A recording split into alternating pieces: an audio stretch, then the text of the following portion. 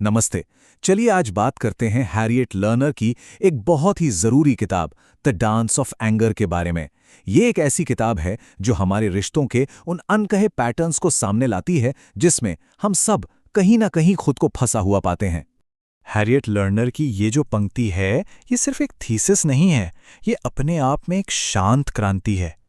Learner का मुख्य तर्क ही यही है कि गुस्सा कोई कमी नहीं है जिसे ठीक करना है, बल्कि ये तो एक कंपास की तरह है जो हमें बताता है कि हमारी कौन सी ज़रूरतें पूरी नहीं हो रही हैं, कहाँ हमारी सीमाएं पार हो रही हैं या कौन सा सच हम दबा रहे हैं। तो इस पूरी चर्चा में हम इन 6 मुख्य हिस्सों पर गौर करेंगे। ये सब मिलकर हमें गुस्से को समझने और अपने रिश्तों को बदलने का एक बिल्कुल नया नज़रिया देंगे। चलिए शुरू करते हैं। अच्छा, तो चलिए इसमें गहराई से उतरते हैं।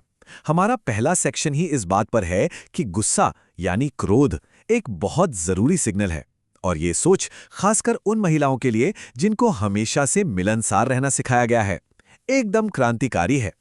यहाँ लर्नर्स सीधे उस सामाजिक धारणा को चुनौती देती हैं जो महिलाओं के गुस्से को एक नेगेटिव चीज मानती है। उनका कहना है कि गुस्से को दबाने के बजाय उसे एक गाइड की तरह इस्तेमाल करना चाहिए, एक ऐसा गाइड जो हमें साफ साफ बताता है कि हमारी जिंदगी में आखिर क्या ठीक नहीं चल रहा है। अब आते हैं एक बहुत ही दिलचस्प कॉन्सेप्ट पर, जिसे कहते हैं इमोशनल डबल बाइंड, यानी भावनात्मक दोहरा बंधन। ये एक ऐसी मनोवैज्ञानिक स्थिति है जिसका सामना कई महिलाएं बचपन से ही करती हैं। सोचिए, एक ऐसा जाल जिसमें कोई भी रास्ता सही नहीं लगता। अक्सर बचपन से ही लड़कियों को ये सिखाया जाता है कि दूसरों की भावनाओं का ख्याल रखो। उन्हें अच्छा और सहायक होने के लिए तो खूब तारीफ मिलती है, लेकिन अपनी बात सीधे रखने या गुस्सा दिखाने के लिए शायद ही कभी। और यहीं से ये दोहरा बंधन शुरू होता है। अगर गुस्सा दिखाया तो बुरी या आक्रामक कहलाएंगी, और अगर दबा लिया तो अपनी ही जरूरतों को नजरअंदाज कर रही हैं। मतलब हर हाल में नुकसान उन्हीं का है। तो यहाँ सबसे जरूरी बात यह समझने की है कि गुस्से को दबाने से वो खत्म नहीं हो जाता, बिल्कुल नहीं।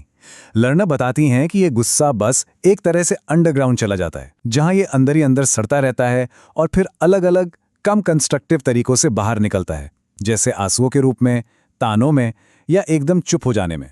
कभी कभी तो ये थकान और चिंता जैसे शारीरिक लक्षणों के रूप में भी सामने आता है। चलिए अब इस किताब के सबसे दिलचस्प रूपक पर आते हैं, रिश्तों का नृत्य। जी हां, डांस। ये शब्द उन पूर्वानुमानित और कह सकते हैं कोरियोग्राफ किए गए पैटर्न का वर्णन करता है जिनसे हम सब अपने रिश्तों में गुजरते हैं। तो आखिर ये नृत्य है क्या? देखिए, हर रिश्ते में हम अनजाने में ही एक तय कोरियोग्राफी का पालन करते हैं। ये कुछ ऐसे पूर्वानुमानित कदम होते हैं जो हमारी भूमिकाओं और अपेक्षाओं को और पक्का कर देते हैं। एक बात साफ करना जरूरी है कि हालांकि लर्नर अपने काम में खास तौर पर महिलाओं के अनुभवों पर ध्यान केंद्रित करती हैं, लेकिन रिश्तों के ये पैटर्न किसी भी जेंडर के व्यक्ति में देखे जा सकते हैं। इसका एक बहुत ही आम पैटर्न है ओवर फंक्शनर और अंडर फंक्शनर का। इसमें होता यह है कि एक इंसान जरूरत से ज्यादा जिम्मेदारी उठा लेता है, जबकि दूसरा उससे बचने लगता है, और फिर एक साइकिल शुरू हो जाती है। एक जितना ज्यादा काम करता है, दूसरे को उतना ही कम काम करने की आदत पड़ जाती है, और यह चक्कर चलता ही रहता है। एक और क्लासिक पैटर्न है पीछा करने वाले और दूर रहने वाले का। इसमें एक साथी लगातार जुड़ाव और संचार चाहता है, जबकि दूसरा पीछे हट जाता है। और बात यह है कि जितना ज्यादा एक पीछा करता है, उतना ही दूसरा दूर भागता है। ये एक न खत्म होने वाला चक्र बन जाता है। फिर एक और थोड़ा जटिल पैटर्न है जिसे लर्नर त्रिकोण कहती हैं। इसमें होता क्या है कि संघर्ष को आमने सामने आकर सुलझाने के बजाय हम अपनी ऊर्जा किसी तीसरे पक्ष की तरफ मोड़ देते हैं, जैसे किसी दोस्त से जाकर शिकायत करना, या बच्चे पे गुस्सा निकाल देना, या फिर किसी बिल्कुल अलग मुद्दे पर ध्यान केंद्रित कर देना। और ये सारी बातें हमें लर्नर के मुख्य समाधान तक ले आती हैं। वो कहती हैं कि ये पैटर्न इसलिए टिकते हैं क्योंकि दोनों ही लोग उनमें निवेशित होते हैं।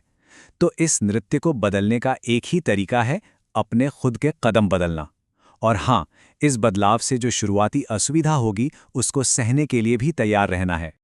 अब हम ध्यान केंद्रित करते हैं इस बात पर कि कैसे गुस्सा, अगर उसे ठीक से समझा जाए, तो आत्मखोज का एक शक्तिशाली उपकरण बन सकता है। ये सिर्फ एक भावना नहीं है, बल्कि ये खुद तक पहुंचने का एक दरवाजा है।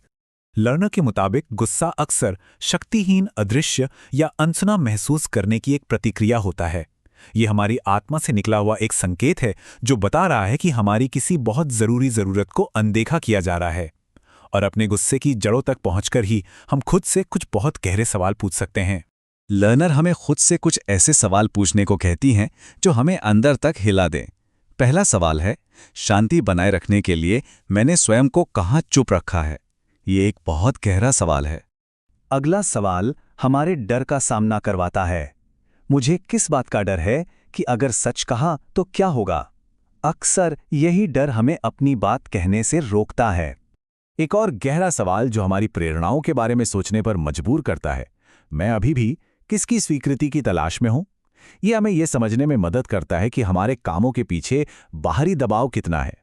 और आखिर में एक सबसे जरूरी सवाल, वो कौन सी सीमाएं हैं जिन्हें तय करने में या लागू करने में नाकामी हाथ लगी है? इन सवालों के जवाब आसान नहीं है, लेकिन यहीं से बदलाव की शुरुआत होती है। तो इस आत्मचिंतन के बाद अब आते हैं उन व्यावहारिक उपकरणों पर जो लर्नर हमें इस नृत्य को बदलने के लिए देती हैं, क्योंकि ये सिर्फ मनोवैज्ञानिक नहीं बल्कि व्यावहारिक भी है। तो यहाँ 5 ठोस कदम हैं। पहला, अपने पैटर्न को पहचानिए। दूसरा, अपने गुस्से को समझिए कि वो आखिर क्या कह रहा है। तीसरा, मैं वाले वाक्यों का इस्तेमाल करके साफ साफ अपनी बात रखिए।